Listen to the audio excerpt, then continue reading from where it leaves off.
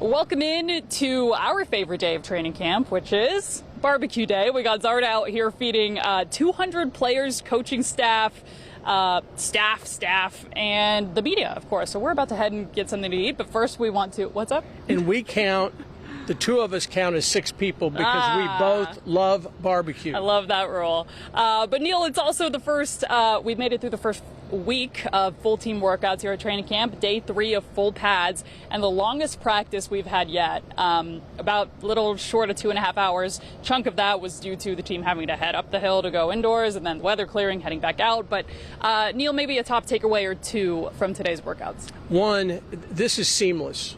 I remember when this happened up in River Falls. It only happened that I remember twice in all the years I was going up there, where they had lightning in an area. The fans have to take cover, but the players didn't have anywhere they could work out. They went inside to an ice hockey rink that had AstroTurf on it. And you had some guys running, but it's cement, basically under plastic turf, which is like carpet. And it was terrible, and you got nothing done, and it was like a lost day. And the NFL limits how many practices you can do, so it was a lost day. Marty Schottenheimer was just like, there's nothing we can do about it, but it's terrible. Now they can move inside. They don't hesitate. Beep. We have lightning. They all know what to do. They all go up the hill. Players walk. Some of the players ride. They get up there, and immediately they hit the ground running inside. They keep practicing, get stuff done. It's a pain in the neck for the media. I felt bad for the fans who had to vacate the premises because they can't be out there with lightning. But Andy Reid and his staff are so experienced. The team leaders are so experienced. I think they just jump in, they do it, then they jump back out. I think they were fine. Okay, here we go. Wanted to run through injuries today. We have a couple new ones. Jeffrey Bassa with a groin issue, Christian Fulton hip flexor strain. Drew Tranquil has back spasms. If I'm not mistaken, I think he's had this before where they just kind of take it easy for a day. And then the other ones stand. Cyrus Allen and Xavier Worthy. Cyrus Allen, the 5th-round rookie receiver, dealing with a shin bruise, bone bruise, and Xavier Worthy still dealing with a shoulder sprain. It's the same one he had the offseason procedure on. Again, just taking it easy. Andy Reid seemed to indicate that these guys are going to be back here soon. Neal, we got to watch 7-on-7. We got to watch 11-on-11 today. Anyone stand out? Any moments that, really catch your eye? There were a bunch of standouts. What I like more than 7-on-7 is I like the isolated linebacker versus halfbacks versus tight ends, because you see the starters going head to head. You're seeing the Chiefs middle linebacker, a guy that we love, all Mizzou, out there head to head against Travis Kelce. This is not where you can hide behind your headlines and your salary and what you used to be. It is me and you right now on a play, and it's fun to watch. And it was about 50-50. The defense won 50% of the time. There was a time when the Chiefs defense, they never won any of those reps. Now they stand up and do a pretty good job. Also, we see Travis Kelce trying to block Nick Bolton on blitz pickup, and the tight ends and running backs having to do that, and they get whiffed. And guess who's standing back there with the football? Patrick Mahomes. Yeah. You don't want to let somebody, and we see guys break through. I thought that several of their backup linebackers had big-time days, did a good job. I love that, because you can't hide behind 7-on-7. You got 6 other guys on the field with you. This is me versus Travis Kelce. I got to cover him, and then I'm going to go pass rush, and he's got to block me. And you really start to see why these guys are first string, because they're both of them really good. Speaking of the defense, I should mention Ashton Gelati also dealing with a hamstring issue. He did not practice today. Neal, we've had 3 injuries before full padded practices even started between Gelati, Allen, and Worthy. But kind of over the weekend, the first week of camp, Cyrus Allen was the name who stole the show. It was during 7-on-7, not full pads. Obviously have a serious ramp up when he gets back to being able to play. Peter Woods is another guy who's, I think a lot of focus goes on Mansour Delane because he was the number 6 overall pick, but Peter was the 29th overall pick, a guy who's caught a lot of attention here at camp. I know you were watching the lineman drills pretty closely too. Your evaluation of, let's specifically focus on the D-line, because that is a sore point, I think, from last season. So there's no question that defensive tackles, the Chris Joneses, the Peter Woods of the world, do not show up very much during unpadded because they play with their pad level. They play down, and they try to get their pads lower than the other guy and drive them off the line of scrimmage. And sometimes they're not flashy. If you're a two-gap run stopper, you don't really show up until you're in a game and they're trying to run and you don't get blocked and you hold your gaps. A lot of times it's two gaps and they can't run on you, and you create a log jam inside that the linebackers and other linemen can then come in and make plays. And we're always talking about, oh man, look at the job done by the linebackers. It's because the tackles won their battles and held their ground. That's not flashy, but you begin to see that this week. The 3 days we've had with padded practices, suddenly being unblockable is pretty flashy. It sticks out. You begin to notice a little bit. And he's a guy that's gotten upfield. Unlike some guys who just stay in there and I'm going to eat up blocks, he has an ability athletically.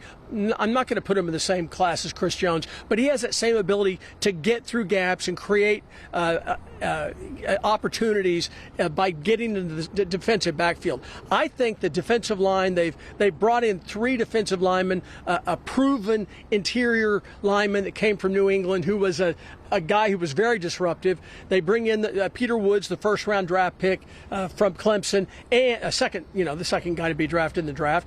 And then they bring in R. Mason Thomas, who in the SEC, he's undersized.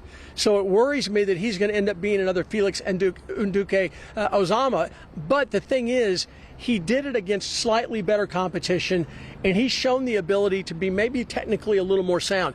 They've been talking a lot about Felix. Yeah. Andy Reid has said the same thing like 5 times. Now remember, he's an offensive coach. Yeah. So he's not in all the defensive meetings, but he keeps saying, well, his get off the ball's better. He's better off the ball. He's doing great. When I've watched him, Marleah has not looked good, but I've only watched maybe 7 reps. So you can't judge a guy by 7 reps. Yeah. I know this, he's healthy. And he looks like he's really worked hard this last year. Yeah, and he's getting more reps with Gelati going down to that hamstring injury. George Kalafdis was asked about Felix yesterday, and he said he knows that this is his year to prove, either in Kansas City or across the NFL, that he, deserves a shot and a long-term shot. The Chiefs obviously didn't pick up his 5th-year option back in early May, so proving year for him. Okay, Neal, the storyline, it's the storyline every day. Patrick Mahomes continuing to take all the first-team reps, which seems like an obvious sentence a year ago, but I think if the Chiefs had any doubt he was starting week 1, you would get Justin Fields more in the mix with that group. But, man, I mean, if I didn't know what Mahomes is coming back from, granted, quarterbacks wear the yellow non-contact jersey, but I wouldn't be able to tell you. I think he's moving really good. I think he is, too. We'll have to see him get hit. We'll have to see how he handles that. Even he said, when I asked him, well, when you came back to practice from your knee injury in college, and he goes, I don't remember that. What I remember is when I got hurt with the Chiefs, with my knee the kneecap got pulled over. Yeah. I missed a week, and then I came back, and I found I didn't even think about it. I was just playing my game. That's what I'm thinking about. So I think that's a good sign that he's had to come back. Can I say something about Justin Fields? Yeah. I had said last week I did not think, and he has been very unimpressive to me.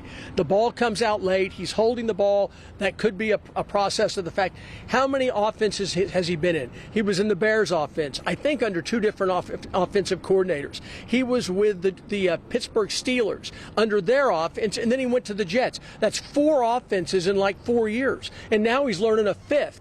And that's a very hard thing to. Alex Smith said, I had no chance. Every year my coaching changed. Every year the playbook changed. Every year the vernacular changed. I'm trying to learn what we call the play instead of learning the offense truly. He's in the same boat. Well, we heard Joe Blameyer yesterday talking about he's really been good. I'm impressed. And I thought he threw the ball much better today in 7-on-7. The ball came out on time instead of him coming out and looking around, and then the ball comes out, and you're like, hell, by then you would have been sacked. So I thought he looked better today. Mahomes, I think, looks like Patrick Mahomes. Yeah. You bring up another point when it comes to Blameyer yesterday. Hey, how's it going? You getting barbecue? Yeah, I'll probably get for dinner. Yeah, all right. we Nick would Bolton, say who that everybody. is. No, we're not supposed to say his name. We're going to get him in trouble. What were we talking about? Oh, Blameyer, a guy who yesterday said that EB has been in touch with the team. He's been on Zoom meetings. So while he deals with his family matter going on in Virginia, we know that Eric Bieniemy, in his first year back with the Chiefs, is keeping in touch with his offense and has a close eye on it. Kenneth Walker says he's been calling out mistakes and pointing things out. So I know that's a big question on people's minds. Of course, the first thought is with EB and his family, but people have also asked us about, what does that mean for the offense here at camp? Yeah, it's interesting. I think that for him, if you think about being around someone you love who's sick, whether it's a parent or a spouse, or your children, I think that when they're there and you're in the room and they're asleep, and you feel, okay, they're safe and they're okay, they're doing well, then the ability to text somebody back at work and, hey, how's things going? I heard so-and-so was good. I think that's almost a way to maybe to escape and get away from all the horrible thoughts you have, the fear that I'm sure he's had, and the fact that his son is involved, I think makes it doubly terrible. And so I don't know about you. I think you and I have talked that it's just, I can't imagine trying to concentrate on work 100% when you've got that. But then when they're there and you're with them and they're okay and they're going to be all right, then I think it is a time that I can see why you'd want to call your buddies with the Chiefs back at work and just check in with them. Yeah, and we've heard Reed talk ad nauseum about how the timeline is completely open, however long he needs to come back. Okay, Neal, before we go, we got practices. We are not practicing. Practices are happening tomorrow, Friday, Saturday. They will take Sunday off. We're 10 days away from the first preseason game, which feels hard to believe. Anything else you're watching as we kind of get through? This felt like the first, we had the first 2 days of full pads. Those are shorter practices. This is kind of our first ramp up to 100%. What I look for is I look at the receivers, the skill people, the running backs, the skill people around Patrick Mahomes. And I ask myself, can this group win the AFC West? A week ago, I would have said yes, because I think Xavier Worthy is ready to have a great season. He played last year banged up. We've all known that. Now with him off the field, I don't know that they have the weapons on the outside. Look, they got a rookie who looks pretty good. I don't know what that means. We don't know how that will happen when they throw different defenses at him in a game situation. He was a good player at Cincinnati. Maybe he could do that. And Cyrus Allen, I don't know. I'm not sure they have the explosiveness on the outside without a Worthy. Who knows what Rashee Rice is going to be. It worries me. That worries me because I don't think they can win the division unless they have a good balanced offense. I think they're vastly improved at running back. I think there's a chance that they're much better on the offensive line. I think their tackle situation on the right side might be pretty good. And I think they feel really good about the left side of the offensive line. And obviously Creed Humphrey and Trey Smith on the interior. I think they feel good. But Marleah, I watch them and I love some of the guys they've got, Romeo and some of these other guys, but I'm not sure that they're good enough, explosive enough to win the AFC West against what looks like two pretty good teams, the Chargers and the Broncos. Yeah, some good on-field news, I suppose, today. Rashee Rice was back in the mix in 11-on-11s, which a guy who underwent off-season knee surgery, among other things, rehabbing. And he had a catch. He had a good catch. He did. Yeah, he did.